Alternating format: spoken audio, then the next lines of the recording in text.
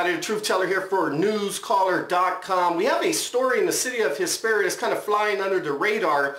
Check out the piece that we linked to by Doug Saunders from the San Bernardino Sun. It was in regards to Sultana High School baseball team last week was in the city of Lancaster on a event.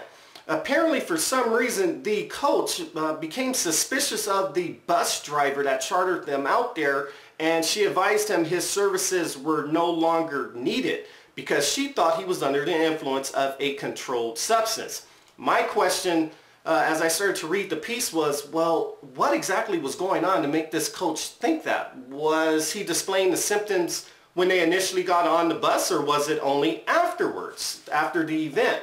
So the LA Sheriff's Department responded to the scene, checked out the bus driver, let him go. Subsequently, the same charter company sent out another bus to transport the student athletes back to Hesperia. Well, I had a call out to First Student Transportation, who the district charters or subcontracts with, and they were not available for comment. How convenient. In addition, Lori Mente for the Hesperia Unified School District actually returned my call, and her answers with me were very solid. I was actually surprised she called me back because she knows I was not going to ask her any softball questions. She was talking to the truth teller, and I am reporting for you. Here's some of the questions that I asked her. Has this company in the past ever had any incidents like this? And she was saying to the best of her knowledge, the answer is no, more or less. In addition, I asked if the driver was drug tested, and she said yes, he was subsequently drug tested, and in 48 hours the tests will be provided and they will provide a statement. Well, we're over 48 hours, and the First Student Transportation Company hasn't notified the district with the results yet. So just with that, I'm a little suspect. In addition, there was only one answer that Lori kind of wasn't feeling it. I asked her if she can confirm or deny if the coach or if any of the other student athletes actually saw this guy smoking a joint. And she said she could not confirm or deny that allegation. So it kind of comes down to this. I also asked her, I said, hey, should parents who have student athletes or just other students within the district who are being transported by this company, should they be alarmed? And she said no. But see, here's the kicker with me personally. I've always had problems with this. You know that form you always send out, you sign that waiver, right? This is pretty much giving these folks a free pass if anything ever goes down with your children in their care. And I've always had this debate with friends and family about it. I personally, I'm not signing the waiver anymore.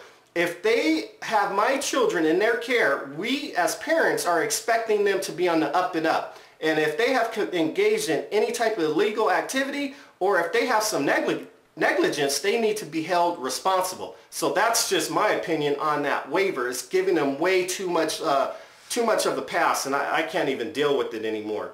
In addition, kind of gets down to a bigger question. Should we as parents know how often this company that's transporting our children, how often are they actually drug testing these drivers? In addition, does their policy allow these drivers to be on any type of prescription medication while our children are in their care? These are questions that I think we're going to have answers to, and I'm definitely going to hit Lori up again, the spokesperson for Hesperia Unified, to get a little bit more clarification on that.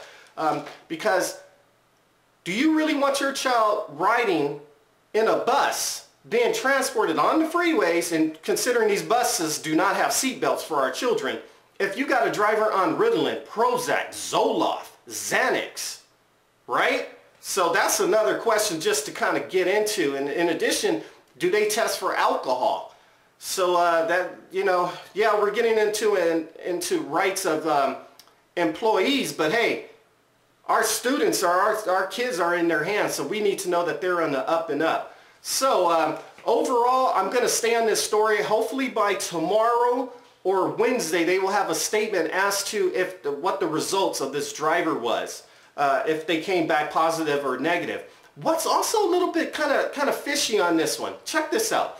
If you are subcontracting with the district, right, and this went down on Thursday evening, so let's just say maybe that night, I'm assuming they pulled blood or urine on this guy, right, on the driver. You would think they would have been immediately trying to spin this story and do some damage control, right?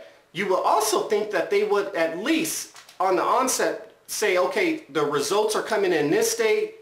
Here's the info, district, because we do not want any blowback from the parents on this issue. But guess what? You're going to get it, because I personally have a student athlete with Sultana High School that was transported to an event on Saturday from this same company. So I personally need answers, and I'm going to be the watchman on this for you, Hesperia. My name is James Roberts. I'm the truth teller. Peace.